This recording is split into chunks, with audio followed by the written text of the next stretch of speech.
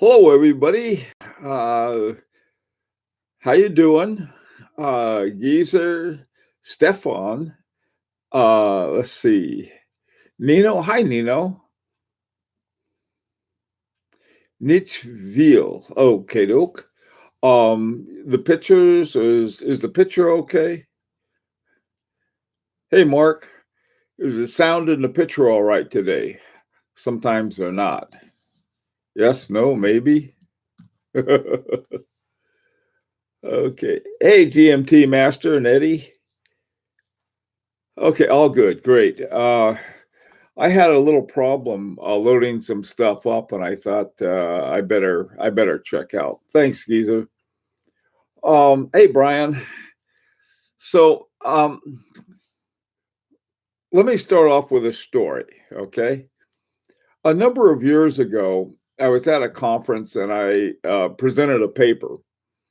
And hey, Mark 61.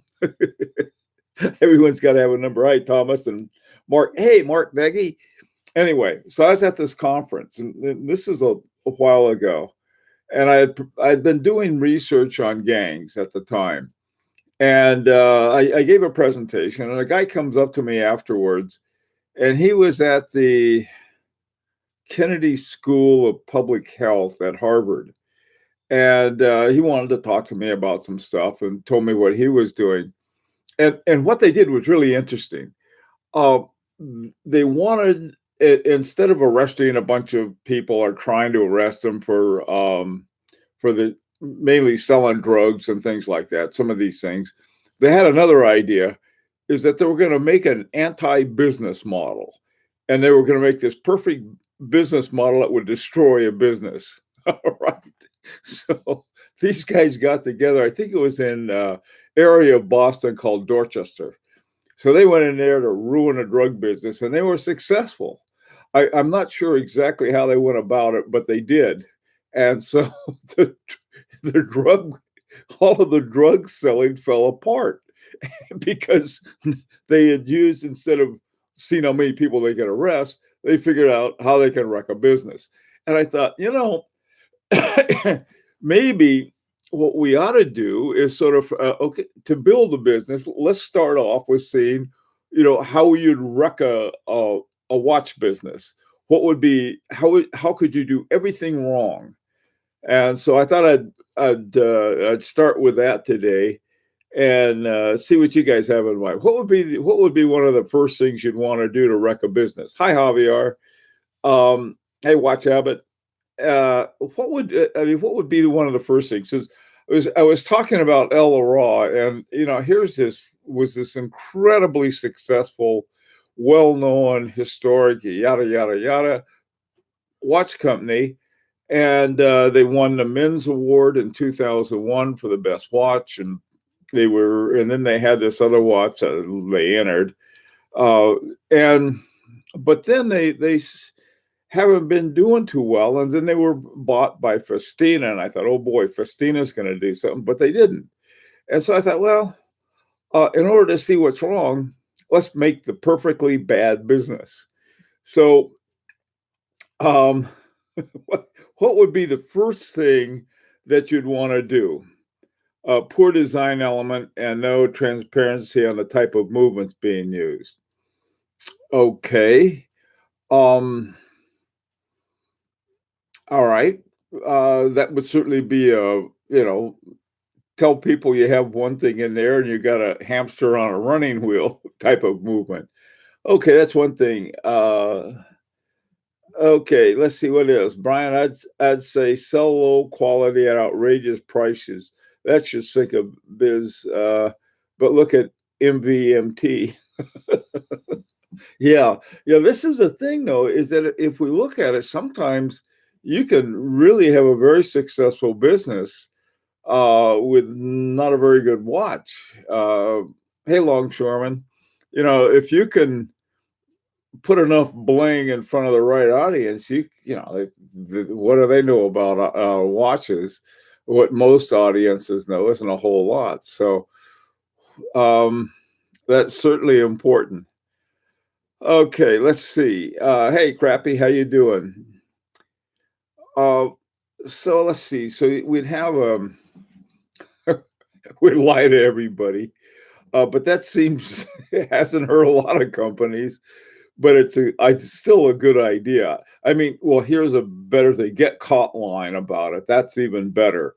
If you get caught line, sooner or later, it's gonna catch up with you. I mean, there are a lot of watches that may be really good. I wouldn't spend a dime on because some of their other watches they lie about. So why, how would I know what's going on? But like I said, that doesn't always hurt. Swiss made, but made in China. Okay. Uh, or elsewhere. I need a manual movement dress watch in my life. You do. You absolutely do, watch habit. Okay, but help me first destroy a watch company or make a really bad one. Hey, what are you up to, Longshoreman? The best way to wreck a business is to send a T-shirt instead of a watch to the online shoppers. Well, yeah, that do it pretty quick or send nothing at all. Yeah, I mean, like, it's sort of the idea behind it is you have this entity in a market, and I think to in order to be successful, you have to really know the audience. This comes from experience with book publishing, but book publishing has always been a huge crapshoot. Uh, you never know what's going to work. You think something's a sure thing, and it goes south. You think something would, be a hit, and it's not, or you think that you crank something out and it's really a hit.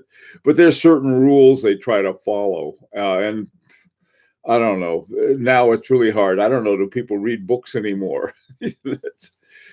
Let's see.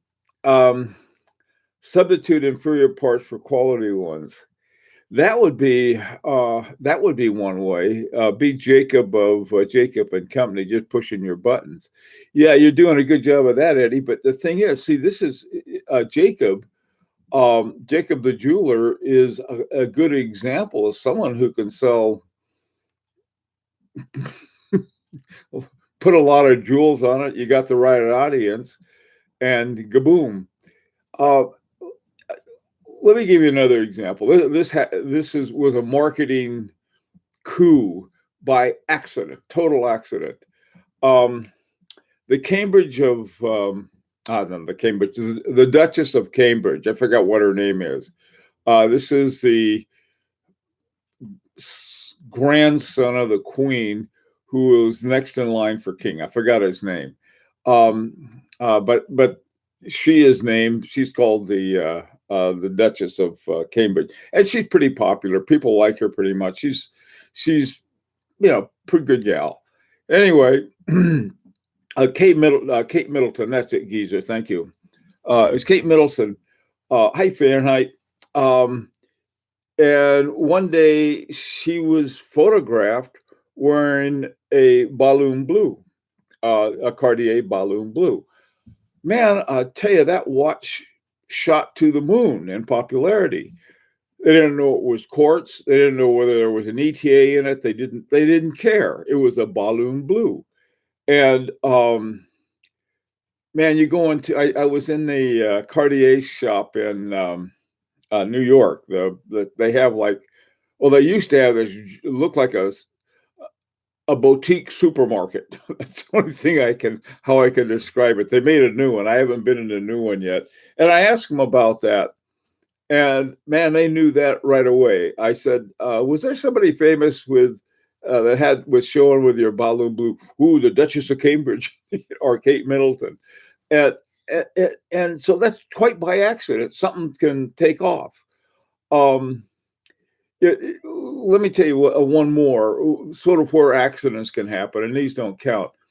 Years ago, and this is a long time ago, there was a computer called a Texas Instrument something or other. It was this great one of those great big old ones with a big steel case to it, weighed a ton, cost, I don't know, I think they were charging $2,000 or something for it. But at some point, Texas Instrument realized it was a flop. And so what they decided, they're going to sell it for $100 a piece. And man, those things shot out of the stores. There was a more TI, whatever they were, they sold like mad. Now, at the same time, there was a book publisher who had published a book for the this particular Texas Instrument computer. And so here they were with this book, brand new book, and the bookstores wouldn't touch it with a 10-foot pole because they heard that TI was dumping the thing. What happened though was really interesting. It was the opposite because they had sold them for $100 a piece and nobody knew how to work them. They really wanted to have a computer book on how to work them. And it was funny because it was one of those things that there was a book all set for it. Publishers, distributors didn't want it. And yet and the ones they did finally get sold like hotcakes. Funny kind of thing. And so what can happen, these are sort of contingencies. One way to try to make it happen is to get celebrities and so forth. Well, you can't get kings and queens and princesses. You can give them one and hope that somebody sees it. But yesterday we were talking about these crews that different companies have, and I forgot who it was. I think it was Breitling has a crew for different groups of watches they're trying to sell. And sometimes that will work. I mean, who is it? Oh, when you look at the Paul Newman, the Paul Newman Rolex sold for over $1 million. That's crazy.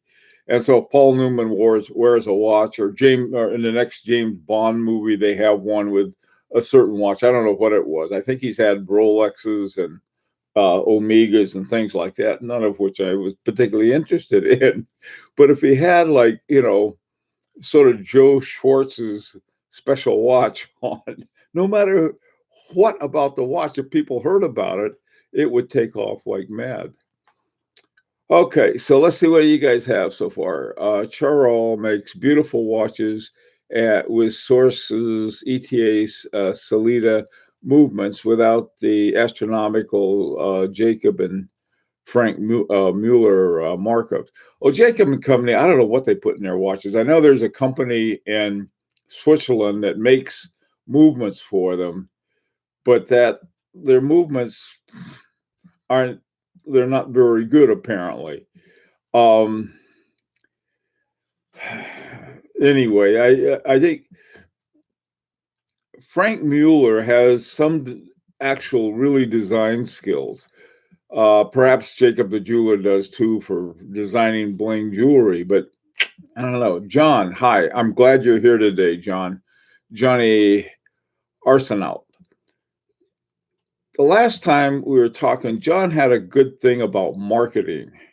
And this is what got me thinking about it. John said, "Oh, what about marketing?" Yeah, what about that? That is important. But is there a way to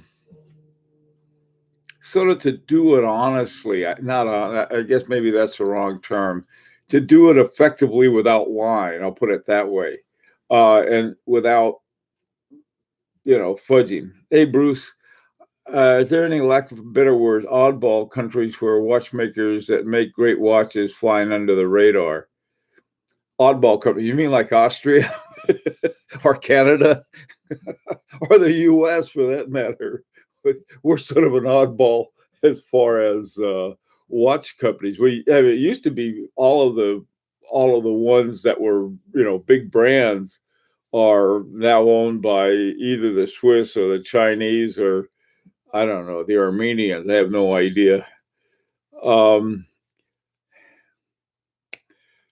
Okay, good. You two are, well, a good story always helps. You're right. Oh, okay. That's another thing that was sort of getting to me. I was looking at all of these watch companies and their sort of their promotional materials and what they have in common. And one of the buzzwords for is we do it with passion. Now here's a guy, who's been working for 15, 20 years, and his or her job is taking an iBosch and putting the parts together and then going on and doing the next one, so forth. I mean, they're passionate about it. Now, I can see some guy. There are some people who are passionate about it, but they're terrible business people, um, and they're trying to learn the business afterwards. I can think of several, and they will go out of business. The guy, I think his name is Adam, the guy who's the owner of Cellini's in New York, and Cellini's has all of the really great watches. And I was talking with him, and that was what we talked about. He said there are some fabulous watchmakers out there. They're really good. They're perfectionists, and any watch they have is fantastic. But he says he can't sell them. He said you can't. He couldn't take a watch company that has like, how many can you get out a year? Well, I can get five. Well, you have to promote the watch. You have to do this. You have to do that, and so forth. Now maybe a guy selling out the back of his Volkswagen or something can do it, but I don't know. What do you guys think? Let me see. I saw some really nice watches made by a Hungarian watchmaker. Really stunning work. Yeah, Mark, I think there are probably guys everywhere, are gals. Some of my favorite watchmakers are from China, and these aren't you know well known or big ones like Siegel, but there's some guy who've been knocking out watches in the back room for a while. There's this one guy, his name is Hua Hua or something like that. You got to see the guy. He looks like he's I don't know. He doesn't look like a watchmaker. He's too calm. He just looks like, well, let's see. I think I'll go out and he's got like 5 or 6 movements that he makes.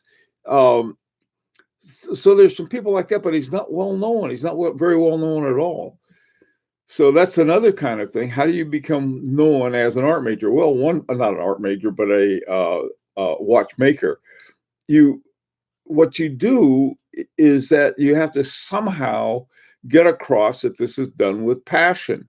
And so they figure, well, what we'll do is we'll put it in our marketing, passion, uh, craftsmanship, all of these buzzwords. But when you look at the watches, how do you see passion? How do you see any of that? I think you see it with innovation. Bruce Gallo, you have the Baltics, Estonia, Latvia, and what's the other one? Estonia. Yeah, those I don't know. There are probably some watchmakers there too. Watchmakers are where you find them. I don't think most of the analysis of why Swiss became a watchmaking country aren't exactly right. I think one of the big reasons had to do with the French wars of religion and the fact that who was it? Jean Calvin was running the show. I mean, back then, religion, they were all crazy about it. I mean, they were nuts, honestly. Uh, okay. Have ever seen FP Journe advertising their watches? Yeah, but they do it in a really interesting way, Mark. They have these events, and I think there's a women's golf event that's sponsored by FP Journe. FP Journe is very smart on that. He's not marketing to the same people that Rolex is marketing to. He may not even be marketing the same people that Patek Philippe is marketing to. He's marketing to people who are really, really interested in horology, not sort of the marketing high horology, but in pure horology. And so what you'll see, he'll have an event, for example, for young watchmakers. All right. That's his kind of advertising. and he'll have he used to win all of the Grand Prix awards. That's another type of advertising. He quit doing it because I think they told him, we're getting tired of this. Nobody wants to compete against you. So he's been out of it for a few years, but he still holds the record for the most Aiguille d'Or awards, which is three. Patek Philippe and Vacheron Constantin both have won two, and I think there are a few others, but none of them have won three. So FP Journe is super smart about advertising.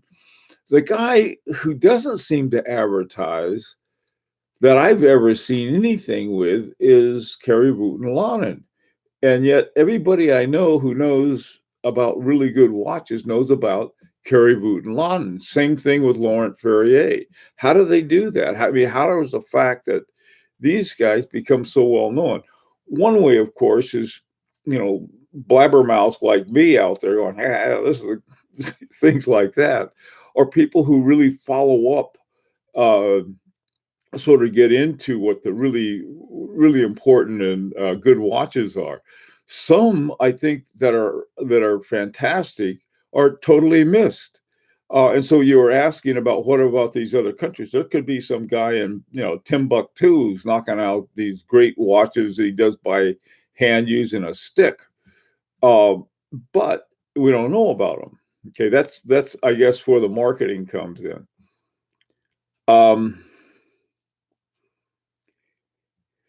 Yeah, FP Journe he's also, I think FP Journe is one of the smarter business people around too.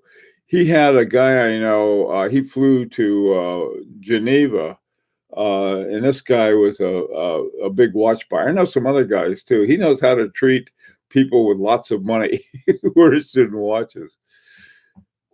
Adrian, I know a collector that sold his Patek collection and move over to FP Journe. That is interesting. That is interesting. You were about to say, Dwayne, Laurent Ferrier. I don't know how Laurent Ferrier does it, but he's got a really good reputation. Hey, Tigum K, for a small watchmaker, do you think effort spent working on marketing would detract from focusing on their craft? Yeah, I think so. That's a really good point.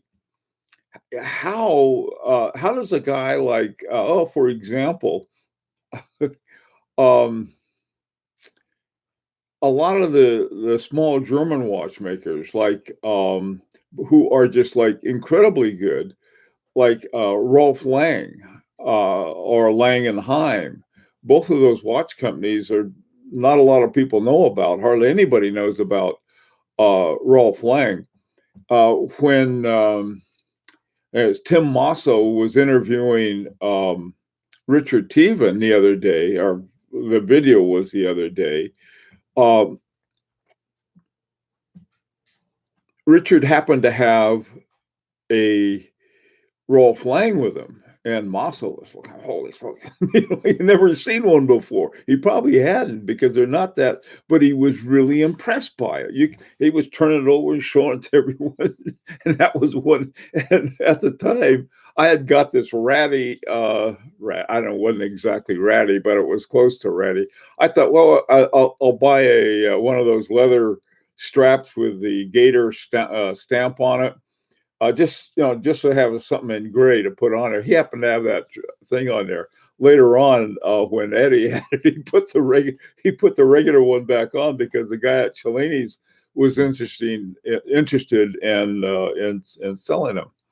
So there are things like that. I think that there was another group of somebody, and I don't know who they are, but they're, I think, some of the Moser people. I think they're going from sending it around to some sellers or somebody like that, but they have it for a week, then they pass it on to someone else. We're doing the same thing with Rolf Lang, except none of the people are in the business of selling watches. They're all collectors. And from what I've heard from Rolf, he said, he says a lot of people, the interest has gone up because nobody knew about it. And, I thought this would be double fun. We'd get to wear a watch, a fairly expensive watch, extremely well made for a month, and we could pass it on, which is, it wouldn't cost us anything, and it doesn't cost Rolf anything. So that's sort of a way of marketing something uh, without having to spend a lot of money and getting things done. I got the idea from Christine Hutter.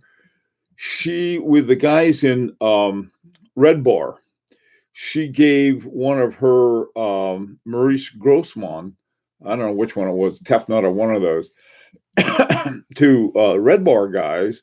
And this Red Bar guy had it, and he was looking at it, and he was all excited about it. I thought, well, if we gave it to a bunch of guys and passed it around, that would be one way of getting it known. Now, who knows? I don't know what'll happen. I really don't, but it's a type of marketing. Hey, Kyle, what's up? If you're going to let a product speak for itself, better be an incredible product. Yeah, it's awfully hard to do that too. I mean, how is a product judged as an incredible product? If you took something, for example, if you took a Dufour Simplicity and say, look at this, and you didn't know who Dufour was, and most people would look at it and and they flip the show. Look at this. Look at the on laws. They wouldn't know what they were looking at, but it's an incredible watch. And there are things like that that are extremely special. Like, I don't think, what's his name? Roger Smith has to do any marketing at all. I've never seen his stuff. Their only thing they have to do is have a web page where people can find out about them.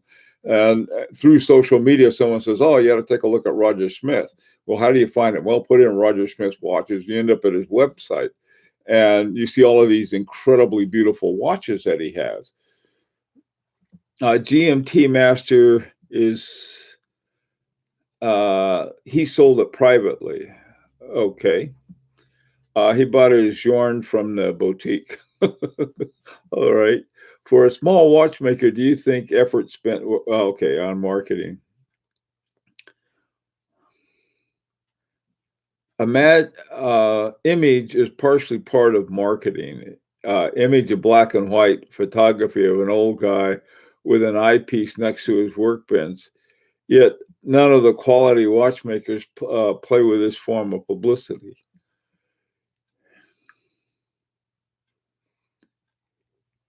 By and large, you're right. If what you see, for example, this is really funny. One of the sponsorships, if you ever go to a polo match, chances are you're going to see a great big old Rolex, some Rolex. They love sponsoring polo matches. Okay. There aren't that many polo players in the world, but I guess people figure, well, if it's polo, they must be, people think I'm a polo player. I don't know what they're thinking, but it's associated with a certain kind of status and aura, and that's what people are buying with some kind of watches. Let's see. Can I have a duality, please? Geezer, no. The only one you're getting is a singularity because you have not been behaving yourself right. So that's just it. So stand in a corner with a singularity. Here you have, this guy makes two watches. He makes a singularity and a duality. And most collectors who know anything about watches, God, I tell you, I'd trade my entire collection for either one of those and be happy with it. But they're not available. Okay, so how can we make our watch company? Okay, that's good. Okay, Polo will forever be in the hand of the Reverso. It's not though, Stefan. I know you're right in terms of anybody who has any sense of horological history, but in reality, being, sort of your bumpkin watch buyer, I don't think so. JLC should sponsor polo matches given the history of the Reverso. I don't know if that would help. I mean, how many people watch polo matches for crying out loud? I mean, you have this is why a polo match, if you want to advertise or watch it at a polo match, I don't know, you can make a poster and give the guy $100. Look at what it cost to have something at the Super Bowl. There's like few seconds will cost millions, literally. Or if you see these along the infield of a baseball game, you see all of these different companies advertising. Or at a football game there's sort of these inner boards and there's all this ads and stuff. It's crazy. I don't know how much good that does unless someone says, "Oh, gee, I was at a Chargers game and I remember seeing a watch. Uh, let's say it's a Breitling, so it must be a good one." All right, let's see. Okay, so let's see. Game changers don't create product that people need. They create a product that people don't know they want. Yeah, is certainly a game changer. Hi, howdy. Um, yeah, it's like most watch companies have the following, as if they'll talk about it, whether they have much at all. If you take some of the top watchmakers today, they weren't around until the 21st century. All right. FP Journe started his company in 1999. Kerry Wooten Lonan worked for Parmigiani. He finally got around to starting his. Look at all of these, and they talk about the history. FP Journe has latched on to Abraham Breguet via George Daniels. But then you have companies like El Laral that's had a almost constant family link in their watches, and they can't keep their head above water. To me, it's a matter of time, really. And I don't. I suppose the reason that I wanted to talk about this is that starting off with how do you have a perfectly bad watch company is thinking, well, what is it that El Laral has that's gone so wrong? I'm not sure what. So anyway, Hublot's success is pure function of effective target marketing. How successful is Hublot, Nino? I haven't, I was on a cruise a few years ago, and this guy had a Hublot Big Bang on. It was a nice watch, and he was acting like it was the best watch that was ever made. I didn't say anything. It's, oh, that's a nice watch. And I wonder, who buys Hublots? I don't know. Effective target marketing, Some of their watches are really nice. Anyone who knows affordable movement that is indestructible, I mean, can take a lot of abuse. Vaucher, I think, might be one, Mark. And again, when you take a lot of abuse, I'm talking about, hitting against a wall in the office or some stuff like that. Is Bill wearing his VC? Yeah, I got on my VC. AVC. I have another one. Hublot is quite successful. A friend of mine and I were getting bribery gifts one day in Tiffany's, and we came out of Tiffany's. And if you come out the front door of Tiffany's, turn right. Right there is Hublot. And what happens? There's a little guy behind the door who will either let you in or won't let you in. Well, we both had these Tiffany bags, and so we got let in. And we weren't even interested in going in. He said, "Hey, come here, let me show you something." And so I took a look at their watches, and boy, they had some really nice ones. In addition to what I consider not exactly the kind of watch, sort of a sporty looking watches that I wasn't that interested in, but they had some other ones that were really nice. So, they got a wide range of things. Hey, Dwayne. Lamania 5100 is pretty rough. Yeah, that's a really good movement. So's the ETA Unitas, the 64, 98, and 97. Those are a couple tough, even and the Chinese version of them, of the I think it's called the Seagull ST-36. I know. They survived my general administrations. Uh, the JLC Geophysics 1958. That one I don't know, Tim, but it sounds like a really interesting one because the 2 seconds is also 2 second is also from the geophysics line. I got to find out about that. Thanks. Most indestructible watches, Victronics Swiss Army Inox series. Hey, Crappy, what kind of movements are in the Victrinox, whatever, in the Swiss Army knife watch?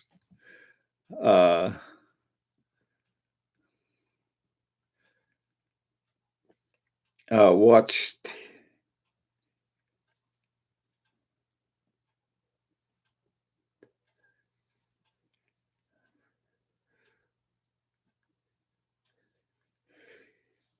Yeah, the 7750, there's so many of them.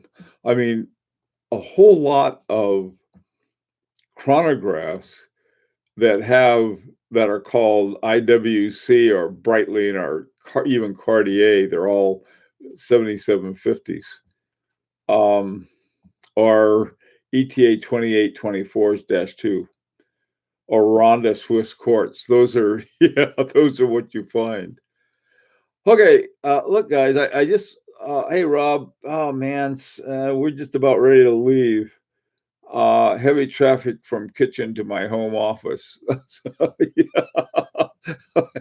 yeah, I have very light traffic there. Anyway, guys, I got to run, and thank you all for stopping by, and everybody stay safe, and I'll be around tomorrow. Take care.